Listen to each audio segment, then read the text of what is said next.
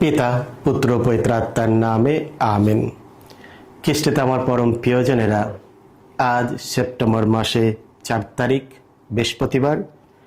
আর আজকের পবিত্র মঙ্গল সমাচার নেওয়া হয়েছে লূক রচিত মঙ্গল সমাচার থেকে 5 অধ্যায় 1 থেকে 11 পদ। একদিন যিশু গেনেসারেত হ্রদের ধারে দাঁড়িয়েছিলেন। ঐশবাণী শোনবার আগ্রহে লোকের ভিড় তখন তার উপর ভেঙে পড়ছিল। এমন সময় তিনি দেখতে পেলেন তীরের কাছেই দুটো নৌকো রয়েছে। জেলেরা তখন নৌকা থেকে নেমে তাদের জাল ধুচ্ছিল। ওই নৌকো দুটোর একখানি ছিল সিমনের।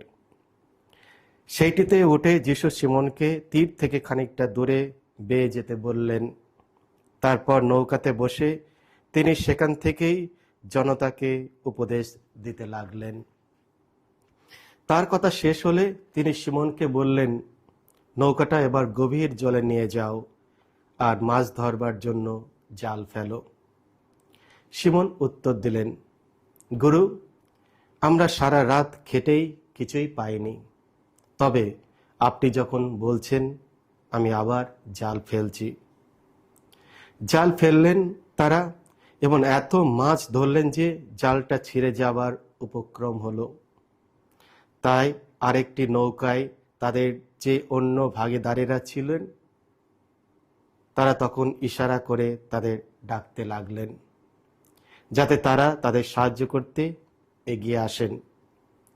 তারা এলেন এবং নৌকো দুটোতে এত মাছ ভরা হলো যে নৌকো দুটো তখন ডুবো ডুবো।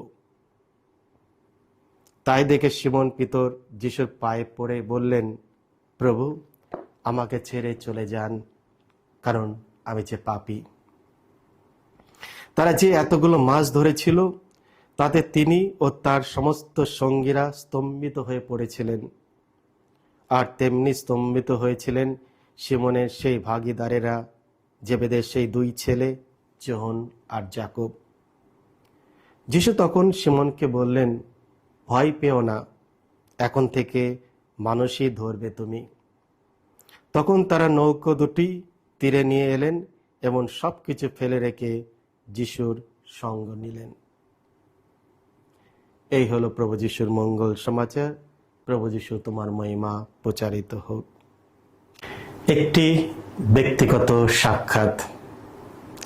তাই দেখে সিমন পিতর যিশুর পায়ে পড়ে বললেন, প্রভু, আমাকে ছেড়ে চলে যান, কারণ আমি যে পাপী। লূক 5:8। খ্রিস্টে আমার পরম প্রিয়জনেরা, আজকের পবিত্র মঙ্গল সমাচারে আমরা দেখতে পাই সিমন পিতর যে প্রতিক্রিয়া দেখিয়েছিল তা খুবই আবেগপূর্ণ এবং গভীরভাবে চিন্তার বিষয়। আমরা শুনলাম আজকে পবিত্র মঙ্গল সমাচারে যিশু সবেমাত্র তার ধর্মপ্রচারের কাজ শুরু করেছিলেন। প্রথমেই তিনি সিমনের বাড়িতে তার শাশুড়িকে সুস্থ করেন। তারপর সিমন নিজের চোখে দেখলেন যিশু আরও অনেক অসুস্থ মানুষকে সুস্থ করতে এবং বহু দুষ্ট আত্মাকে তাড়িয়ে দিতে। এর কিছুদিন পরেই যিশু সিমনের নৌকায় উঠলেন এবং তাকে বললেন, নৌকাটা এবার গভীর জলে নিয়ে যাও আর মাছ ধরবার জন্য জাল ফেলো। সিমন পিতর যিশুর আদেশ মতো জাল ফেললেন, আর তখন এত মাছ উঠল যে দ্বিতীয় নৌকা এনে সাহায্য করতে হলো।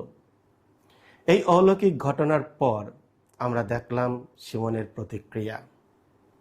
এই প্রতিক্রিয়ায় আমরা 3টি বিষয় লক্ষ্য করি। প্রথমত, সিমন পিতর এটা দেখলেন। এখানে দেখা মানে শুধু চোখ দিয়ে দেখা নয়। সিমন শুধু জীবনের সেরা মাছ ধরাই দেখেনি, তিনি ঈশ্বরের অনুগ্রহকে যিশুর মাধ্যমে কাজ করতে দেখলেন এবং গভীরভাবে প্রবাহিত হলেন। যিশু তার দৈনন্দিন জীবনের সবচেয়ে গুরুত্বপূর্ণ কাজ মাছ ধরার এর মধ্য দিয়েই তার ঈশ্বরত্ব প্রকাশ করলেন। এক কথায়, যিশু সিমনের জীবনের ভেতর থেকেই তাকে শিক্ষা দিলেন। দ্বিতীয়ত, সিমনের প্রতিক্রিয়া ছিল নিখুঁত।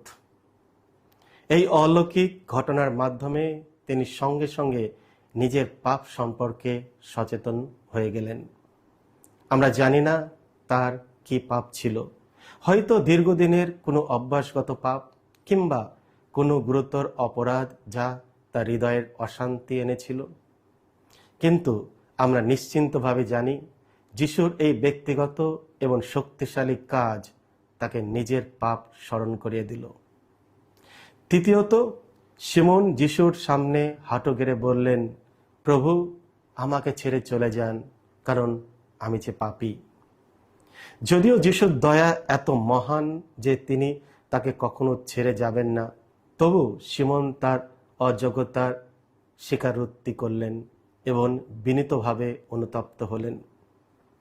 তখন যিশু তাকে বললেন, ভয় পেও না। এবং তারা যখন তীরে পৌঁছালো, সব কিছু ছেড়ে তারা যিশুকে অনুসরণ করল। আমাদের প্রত্যেকের যিশুর সঙ্গে এইভাবে ব্যক্তিগত সাক্ষাৎ হওয়া প্রয়োজন।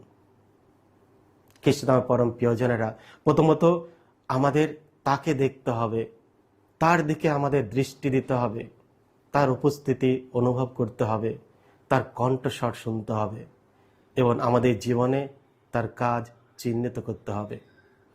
যখন আমরা বিশ্বাসের সঙ্গে এটি করি, তখন আমাদের অন্তরে আলো জ্বলে ওঠে এবং আমরা নিজেদের পাপ সম্পর্কে সচেতন হই। কিন্তু এটি আমাদের অপরাধবোধে আটকে রাখার জন্য নয়, বরং আমাদের বিনম্রভাবে যিশুর সামনে দাঁড় করানোর জন্য। যখন আমরা আন্তরিকভাবে স্বীকার করি যে আমরা অযোগ্য, তখন যিশু আমাদের বলেন, ভয় পেও না। এই সান্ত্বনামূলক শব্দের উত্তরে আমাদেরও শিমন ও অন্যদের মতো সব কিছু ছেড়ে তাকে অনুসরণ করতে হবে, কারণ আমি জানি তিনি আমাদের সঙ্গে রয়েছেন আর আমাদের ভয়ের কোনো কারণ নেই। তার উপস্থিতিতে আমরা সকলে নিরাপদে থাকতে পারি। খ্রিস্ট আমার পরম প্রিয়জনেরা, আজকের দিনে এসো আমরা শিমন পিতরের এই চিত্রের ওপর ধ্যান করি এবং যিশুর সামনে হাঁটু গেড়ে তার বিনম্রতা, সততা, আন্তরিকতা এবং তার ঐশ্বরিক শক্তিতে স্বীকৃতি দেওয়ার ক্ষমতা রাখি। প্রার্থনা করি যেন আমরাও যিশুকে দেখতে পাই, নিজের পাপ চিনতে পারি। আমরা যেন যিশুর সামনে নিজেকে বিনম্রভাবে সমর্পণ করতে পারি এবং তার আহ্বানে শুনে সাহসের সঙ্গে সম্পূর্ণভাবে তাকে অনুসরণ করতে সক্ষম হই। এসো আমরা প্রার্থনা করি। হে প্রভু যিশু, আমার হৃদয়কে সেই সকল মানুষের জন্য ভালোবাসা ও সহানুভূতিতে পূর্ণ করো যারা তোমাকে চেনে না বা তোমাকে অনুসরণ করে না। আমি যেন আমার পরিবার, বন্ধু ও সহকর্মীদের কাছে তোমার সত্য ও পরিত্রাণের এক ভালো সাক্ষী হয়ে উঠতে পারি। আমাদের প্রত্যেকে সাহায্য করো, আমরা যেন সব কিছু ছেড়ে তোমাকে যেন অনুসরণ করতে পারি এবং তোমার বাণীতে আমরা সম্পূর্ণ যেন ভরসা রাখি। আশীর্বাদ করো, আমরা যেন আজকের এই দিনটা ভালোভাবে কাটাতে পারি এবং সর্বদাই তোমার উপস্থিতি অনুভব করতে পারি। আমরা তোমার উপর ভরসা রাখি। এই প্রার্থনা করি আমাদের প্রভু যীশু খ্রিস্টের নামে, আমেন।